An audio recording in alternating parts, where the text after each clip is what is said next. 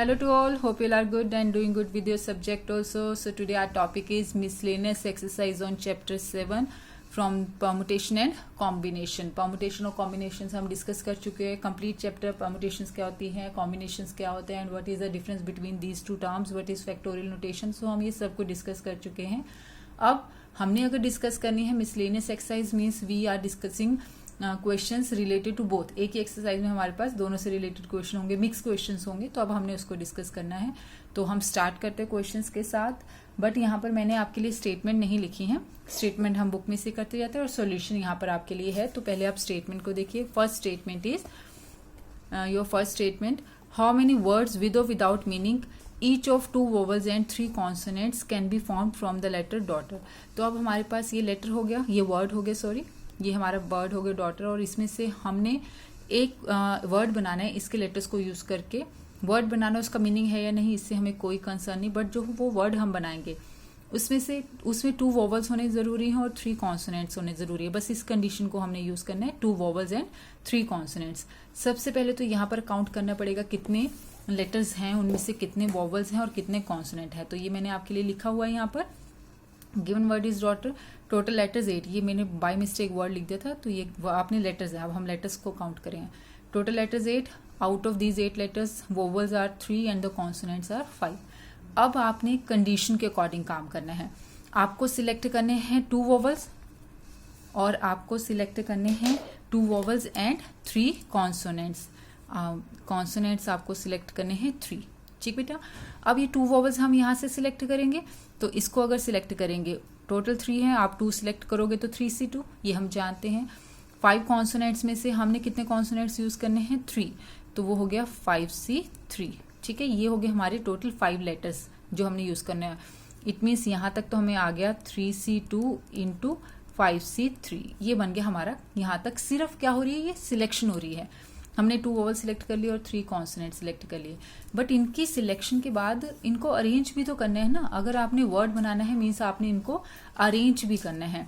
तो अब आपके पास 5 लेटर्स हैं. अरेंज करने के लिए 5 पोजीशंस होगी. फर्स्ट पोजीशन पर इन 5 में से कोई भी आ सकता है. फर्स्ट पोजीशन के लिए 4 ऑप्शन, फर्स्ट पोजीशन के लिए 5 option, next 4 option, next 3, next 2 and next 1. इन सबको हम कर देंगे मल्टीप्लाई. और बेसिकली अगर ये देखा जाए तो ये क्या है, 5 फैक्टोरियल के इक्वल है.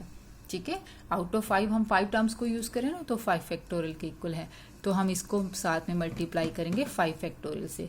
सो ये 2 वोवल सिलेक्ट हुए, ये 3 कॉन्सोनेंट सिलेक्ट हुए. इनको सिलेक्ट करने के बाद अरेंज कर दिया तो वो क्या बन गया है, 5 फैक्टोरियल. और यही आपको यहाँ मिलेगा, ये रहा. और जब अब आपने इसको सॉल्व करना है, अब हमने इसको सॉल्व करना है. आई होप ये समझ में आ गया होगा कैसे बना है. तो जब अब हम इसको सॉल्व करेंगे, एनसीआर का फॉर्मूला आप यूज करोगे and the formula of NCR. चलो एक बार यहाँ लिख देते हैं क्योंकि आज फर्स्ट ही क्वेश्चन ये वाला डिस्कस करें हम यहाँ से. तो NCR it is equals to N factorial upon R factorial N minus R factorial. ठीक है, ये हमारा फॉर्मूला है. अब हमने इसको यूज करना है यहाँ पर.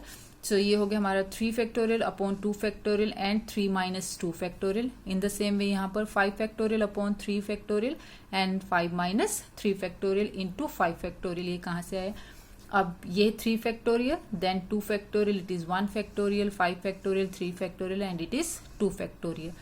3 फैक्टोरियल को ओपन किया हमने, 3 into 2 factorial. In the same way 5 factorial कहाँ तक ओपन किया, 3 फैक्टोरियल तक, क्योंकि डिनोमिनेटर में 3 फैक्टोरियल है. कैंसिल हुई टर्म्स. कैंसिल होने के बाद ये कैलकुलेशन पार्ट बेटा आप खुद देख लेना, इसमें कुछ मुश्किल नहीं है, सिर्फ और सिर्फ मल्टीप्लीकेशन ही है. 5 फैक्टोरियल की तो वैल्यू अब हमें लर्न भी होगी. इतना टाइम हमने यूज किया. 120 होती है, वो हमें डायरेक्टली पता है. So the last answer is 3600. Okay, तो start with the second question now. अब सेकेंड क्वेश्चन की स्टेटमेंट देखिए. सबसे पहले, how many words with or without meaning can be formed using all the letter of the word equation at a time. हमने सारे words को use करना है so that the vowels and the consonants occur together. Vowels और consonant एक साथ, मतलब vowel सारे एक साथ आने चाहिए और कॉन्सोनेंट सब एक साथ आने चाहिए. तो अब पहले हम काउंट करते हैं कि इसमें टोटल लेटर्स कितने हैं. Out of these total letters कितने वोवल्स हैं और कितने कॉन्सोनेंट्स है. ये हमारा सबसे पहला टास्क होगा. सो इक्वेशन वर्ड में आपके पास टोटल लेटर्स हो गए 8 and out of these 8 letters there are 5 vowels E, U, A, I, O, so सारे वोवल्स हैं हमारे पास जितने भी होते हैं, and consonants is 3. So total words in which vowels and constant occur together. अच्छा, अब एक चीज माइंड में सोचिए, दोबारा एक बार रिकॉल कीजिए इस चीज को. हमने प्रीवियस वीडियोस में डिस्कस किए हैं जो इस चैप्टर से रिलेटेड थी, कि जब भी आपने किसी भी चीज को एक साथ रखना होता है तो हम उसको क्या करते हैं, सिंगल लेटर मान लेते हैं. परमुटेशन वाली वीडियो में आपके साथ डिस्कशन हुई नहीं है कि आपने जब भी किसी चीज को एक साथ रखना है तो उसको एक लेटर मान लो. अब हमने सब वोवल्स को एक साथ रखना है तो आप इन पांचों वोवल्स को एक लेटर एज्यूम कीजिए. हमने इन 3 कॉन्सोनेंट्स को एक साथ रखना है तो हम इन 3 कॉन्सोनेंट्स को एक सिंगल लेटर एज्यूम कर लेते हैं. That means we have 1 letter from here and we have 1 letter from here. So right now we have only 2 letters. एक लेटर वोवल से आया और एक लेटर आपके पास आया कॉन्सोनेंट से. तो सबसे पहले तो इन 2 लेटर्स को अरेंज करने के लिए क्या वे बना, 2 फैक्टोरियल. सिंपल सी बात है, 2 ही तो लेटर है तो ये बन गया 2 factorial. 2 letter means 2 position. First place पर इन 2 में से कोई भी आ सकता है और सेकंड प्लेस के लिए 1 ही है, तो इट इज 2 फैक्टोरियल. ये तो हो गए जो यहां से हमें एक लेटर मिला और जो यहां से एक लेटर मिला. अब बेटे जो ये 5 वॉवल्स हैं ये भी तो अपने आप में पोजीशंस को चेंज करेंगे ना. हमेशा ये थोड़ी है कि A, E, I, O, U ऐसे होगा. ये ऐसे भी तो हो सकते हैं I, O, A, E and U, या कुछ और भी हो सकता है. मीन्स ये 5 जो आपके पास ये वाले 5 वॉवल्स हैं ये भी हम पोजीशन चेंज करेंगे. सो 5 वॉवल्स हैं तो वो अपनी पोजीशन कितने वेज में कर सकते हैं, 5 फैक्टोरियल. ये अब आपको समझ में आ गया क्योंकि सारे ही यूज हो रहे हैं तो उतने फैक्टोरियल हो जाता है हमारे पास. तो वो 5, 4, 3, 2, 1 तो वो हो गया 5 फैक्टोरियल. चलो अब ये 5 वॉवल से हमें मिल गया 5 फैक्टोरियल. और ये 3 कॉन्सोनेंट्स भी हमने एक साथ रखे हैं. कोई भी ये 3 कॉन्सोनेंट्स है ये भी एक साथ है. यहाँ से जो हमें मिल रहे हैं consonants Q, T and then and, ये तीनों कॉन्सोनेंट्स भी एक साथ हैं. तो ये 3 कॉन्सोनेंट्स भी कितने वे में अपनी पोजीशन चेंज कर सकते हैं, 3 फैक्टोरियल. सो ये बन गया हमारे पास total words in which vowels and consonants occur together. ये सारी की सारी वो टर्म है हमारे पास. ये देखो, और जब आप इसको सॉल्व कर लोगे ये किसके इक्वल होगा, 1440. यही मैंने अब आगे लिखा है इसके बाद, वो देखो अब आप. सो ये देखो यहाँ पर आपके लिए लिखा है 2 फैक्टोरियल आया. वोवल्स और कॉन्सोनेंट्स को सिंगल एक लेटर एज्यूम करके 5 फैक्टोरियल हमें मिला जब हम 5 वोवल्स को अरेंज करते हैं. 3 फैक्टोरियल मिला जब हमने 3 वोवल्स को आपस में अरेंज किया. सो द लास्ट आंसर इज 1440. ये आपका लास्ट आंसर हुआ. आई होप समझ में आ गया होगा. आप नेक्स्ट क्वेश्चन देखिए, और अगर नहीं समझ में आता ना तो आपने उसको मेंशन करना है क्योंकि आप प्रैक्टिस करके डिस्कस करोगे तभी पता चलती है टर्म्स. नेक्स्ट अब थर्ड क्वेश्चन देखिए, and very important question. A committee of 7 has to formed from 9 boys and 4 girls. So हमें 7 लोगों को यूज करना है. We have to select 7 persons out of 9 boys and 4 girls. In how many ways can this be done when the committee consists of, in the first part they are saying exactly 3 girls. जो हमने ये 7 persons select करने हैं उन 7 person में से we have to select 3 girls. Exactly 3 girls होनी ही चाहिए उसमें. In the second part at least 3 girls and in the third part at most 3 girls. चलो सेकंड और थर्ड बाद में डिस्कस करते हैं. पहले क्या है, exactly 3 girls. सो अब हमारे पास क्वेश्चन में ये हो गया कि 9 बॉयज हैं और 4 गर्ल्स हैं. ये हमें दे रखा है और हमने क्या करना है, we have to form a committee of 7 which consist of, in the first part they are saying exactly 3 girls. So exactly 3 girls. जब हम 3 गर्ल्स, ये तो लेनी हमने, गर्ल्स टोटल कितनी है 4. सो ये सिर्फ क्या है, इस क्वेश्चन में क्या था, सिर्फ अरेंजमेंट ही ना, सिर्फ और सिर्फ सिलेक्शन है क्योंकि हमने पर्सन सिलेक्ट करने हैं, उनको अरेंज नहीं करके देना. तो यहाँ सिर्फ क्या यूज होगा, कॉम्बिनेशन. ओनली सिलेक्शन है यहाँ पर. और ये मैंने आपको बताया भी दिया था जब हमने कॉम्बिनेशन किया था कि जहां पर लेटर्स आ रहे हैं, डिजिट्स आ रहे हैं, वहां पर जनरली क्या यूज हो रहा होता है, परमुटेशन आती है. ठीक है, वहाँ यूज होगा. लेकिन जहाँ सिर्फ सिलेक्शन नहीं है वहां पर सिलेक्शन है, टेक आउट है, आपने इनवाइट भेजना है, इन सब जगह क्या होते हैं, कॉम्बिनेशंस आते हैं. सो आप 3 गर्ल्स कैसे सिलेक्ट करोगे, 4 हैं गर्ल्स, तो out of 4 we have to select 3 girls. ये होगी सिलेक्शन 3 गर्ल्स की. बट कमेटी को बनाने के लिए टोटल कितने पर्सन हमें चाहिए, 7. 3 गर्ल्स आ गया, दैट मीन्स रिमेनिंग कितने हुए, 4. और वो 4 क्या होंगे, बॉयज. और यहाँ आएगा मल्टीप्लीकेशन क्योंकि हमारा टास्क कंप्लीट नहीं हुआ, अभी सिर्फ 3 पर्सन सिलेक्ट हुए हैं. तो out of 9 we have to select 4 boys. ये आपका फर्स्ट पार्ट होगा. यहाँ नजर आया, ये हमारा फर्स्ट पार्ट हो गया. अब इसकी कैलकुलेशन आप खुद ट्राई करना, वैसे मैंने यहाँ कर दी है कैलकुलेशन, तो आप इनको देख लेना, गो थ्रू हो जाना इन सब स्टेप से। कहीं डाउट हो तो आप मुझसे डिस्कस कर लेना कि यहाँ कैसे हमने ये कैलकुलेट किया। नेक्स्ट पार्ट अब आपका है एटलीस्ट 3 गर्ल्स। अब इसको ध्यान से समझना है। यस बेटा, अब आपको लेना है एटलीस्ट 3 गर्ल्स। एटलीस्ट का मीनिंग क्या होता है? उतना या उससे ज्यादा। एटलीस्ट मीन्स वो या मोर देन दैट टर्म।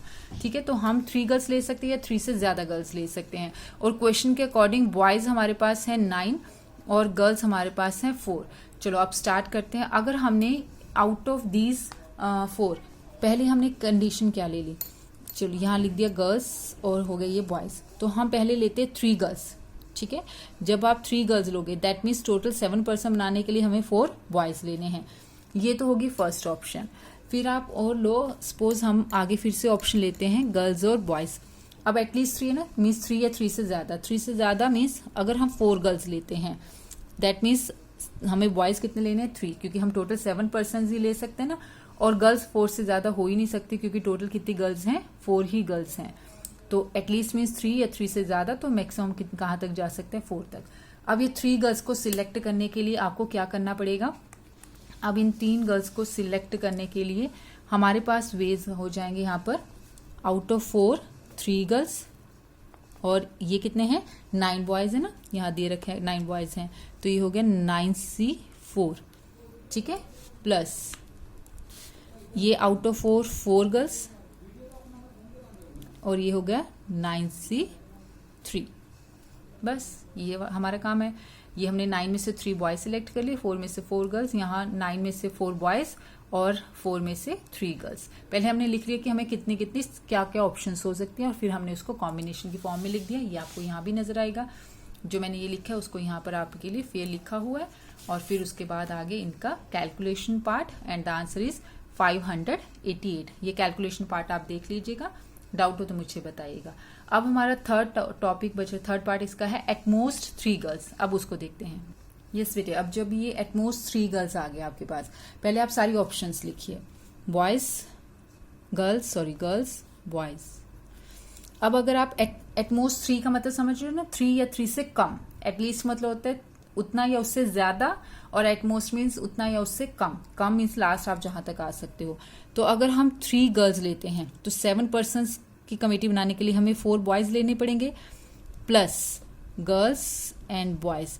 अब हम ले लेते हैं, सपोज हमने 2 गर्ल्स ली, मीन्स हमें बॉयज लेने पड़ेंगे 5 प्लस अगेन गर्ल्स बॉयज में से हम सिलेक्ट करते हैं। अगर हम 1 गर्ल लेते हैं दैट मीन्स हमें बॉयज कितने लेने पड़ेंगे? 6, क्योंकि हमें 7 पर्सन तो बनाने ही हैं।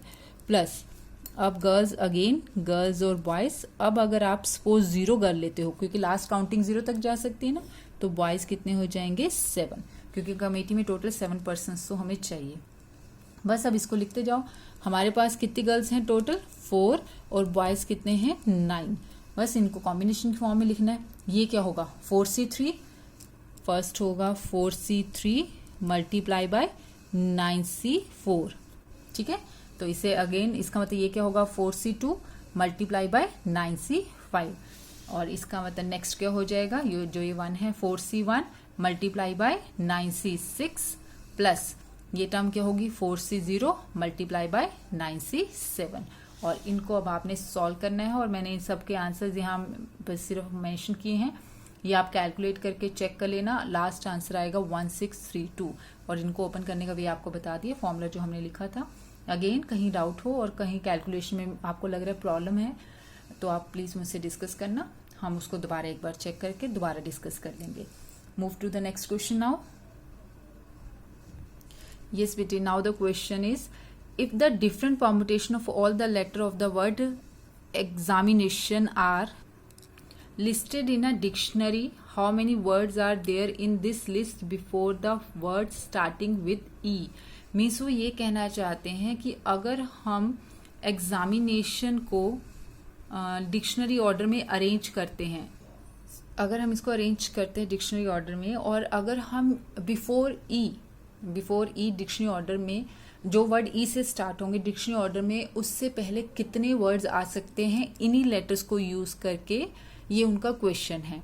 If the different permutation of all the letter of the word examination are listed in a dictionary, how many words are there in this list before the first word starting with E? So E से start होने वाले dictionary order में E से start होने वाले E से पहले E से स्टार्ट होने वर्ड से पहले पहले जो वर्ड्स बनते हैं वो हमने बताना है कि वो क्या है. सो सबसे पहले तो आपने एक काम करना है, जो ये हमें दे रखे हैं लेटर्स, इनको मैंने डिक्शनरी ऑर्डर में अरेंज कर लिया. ये तो हमारे पास लास्ट का था जो भी हमने डिस्कस किया था. ये एग्जामिनेशन है ना आपका वर्ड, इसमें अगर डिक्शनरी ऑर्डर में हम लिखते हैं इन लेटर्स को तो AAEIIMNNOTX, ये टोटल कितने लेटर्स हैं? 11. इन 11 लेटर्स को मैंने डिक्शनरी के ऑर्डर में ऐसे लिख लिया कि डिक्शनरी ऑर्डर में इस तरह. आउट ऑफ दीज 11 लेटर्स हमें नजर आ रहा है कि A repeats 2 times, I repeats 2 times and N repeats 2 times. ये मैंने यहाँ लिख दिया. सो डिक्शनरी ऑर्डर में ई से पहले कौन से वर्ड्स बनेंगे? बिफोर ई स्टार्ट, वो वाले वर्ड्स जो ई से स्टार्ट होते हैं उनसे पहले कौन से वर्ड्स बनेंगे? ओनली सिर्फ जो ए से स्टार्ट होते हैं. इसके अलावा तो और कोई यहाँ पर ऑप्शन ही नहीं है ना, सिर्फ ए से स्टार्ट होने वाले वर्ड्स ही पहले बनेंगे. सो ये टोटल कितने लेटर्स थे हमारे पास? ये टोटल थे हमारे पास 11 लेटर्स, यहाँ पर आपको नजर आ रहा है. तो इन 11 लेटर्स में से हम सिर्फ वो वाले लेटर्स निकालते हैं जो ए से स्टार्ट होंगे. तो ए से स्टार्ट होने मीन्स पहली पोजीशन पर तो ए ही आया. ठीक है, अब कितने लेटर्स यहाँ पर बचे? अगर फर्स्ट पोजीशन पर ए आ रहा है तो आपके पास यहाँ से लेकर यहाँ तक ये पूरे, ये सारे, ये जो आपको टर्म्स नजर आ रही है, कितने लेटर्स यहाँ से बचेंगे? यहाँ से आप स्टार्ट करो. ठीक है, ये टोटल कितने हैं हमारे पास? 10 लेटर्स. ठीक है, out of these 10 letters something is repeating. Which ones? I repeats 2 time and N repeats 2 time. ये भी हमने किया हुआ था कि कोई रिपीट होते लेटर्स तो हम उतने ही फैक्टोरियल से डिवाइड करते हैं. ये परमुटेशन में मैंने आपको समझाया हुआ है. तो न्यूमिनेटर में होता है टोटल लेटर्स का फैक्टोरियल. सो डिक्शनरी ऑर्डर के अकॉर्डिंग यहाँ पर हमारे पास टोटल लेटर्स कितने हैं? 10. सो न्यूमिनेटर में आएगा 10 फैक्टोरियल. एंड डिनोमिनेटर में क्या आएगा? डिनोमिनेटर में आएगा जो जो रिपीट हो रहे हैं. I रिपीट्स 2 टाइम्स तो divided by 2 factorial and N repeats 2 time तो डिवाइडेड बाय 2 फैक्टोरियल. और इसको जब आप सॉल्व करोगे तो हमें आंसर मिलेगा 907200. यहाँ पर ए इसलिए मैंने लिखा है क्योंकि यहाँ पर सिर्फ ए ही आ सकता था, तो इसके लिए ए की ऑप्शन थी.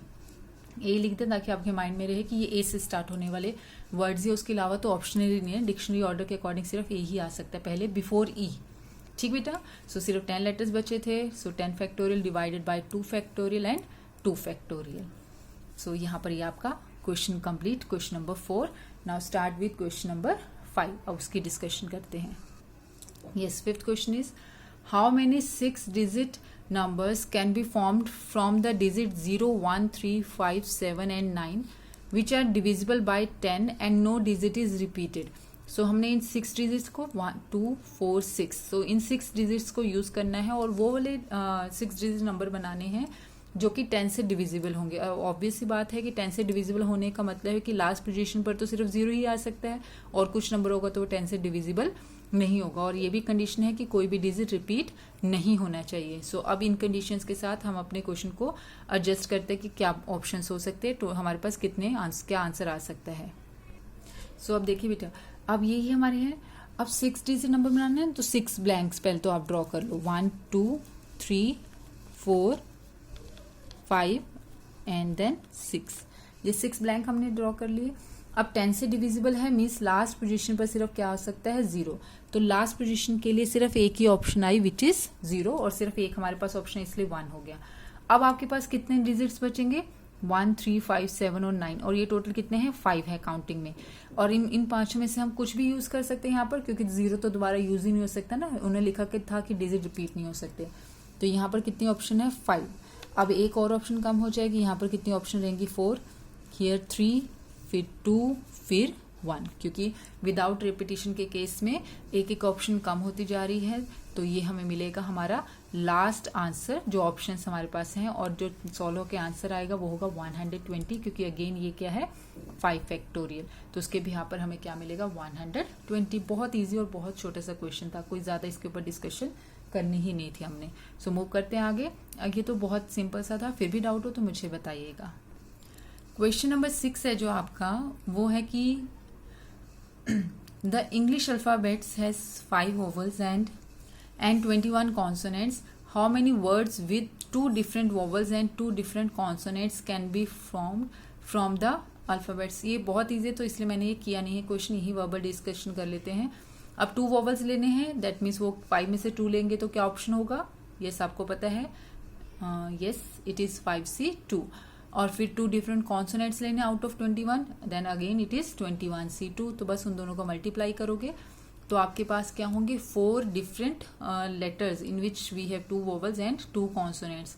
अगेन क्या बनाना है आपने, वर्ड बनाना है। तो जो ये 2 वोवल्स और 2 कॉन्सोनेंट्स आपने सिलेक्ट किए, that means right now we have 4 letters. इन 4 लेटर्स को अरेंज करना है, और 4 लेटर्स कितने वे में अरेंज होंगे, 4 फैक्टोरियल वे में। तो उसको मल्टीप्लाई बाय 4 फैक्टोरियल भी कर दोगे तो आपके पास वर्ड्स आ जाएंगे। ये ऑलरेडी फर्स्ट या सेकंड क्वेश्चन से, फर्स्ट क्वेश्चन से मिलता था तो हमने नहीं किया। नेक्स्ट है क्वेश्चन नंबर 7। अब इसकी डिस्कशन हम करते हैं। उन्होंने क्या लिखा है, in an examination of question paper consist of 12 question divided into 2 parts, part 1 and part 2 consisting of 5 and 7 questions respectively. A student is required to attempt 8 questions in all, selecting at least 3 from each part. So total 8, कम से कम 8 questions उसको करने ही करने attempt है, और हर एक में से at least कम से कम 3 तो उसको लेने ही पड़ेंगे। In how many ways can a student select the question. इसका सिर्फ मैंने हिंट लिखा है क्योंकि ऐसे ही हमने 3rd क्वेश्चन डिस्कस किया था अभी बॉयज गर्ल्स वाला, तो वो वैसे ही सा है, इसलिए ज्यादा उसको नहीं डिस्कस करेंगे हम।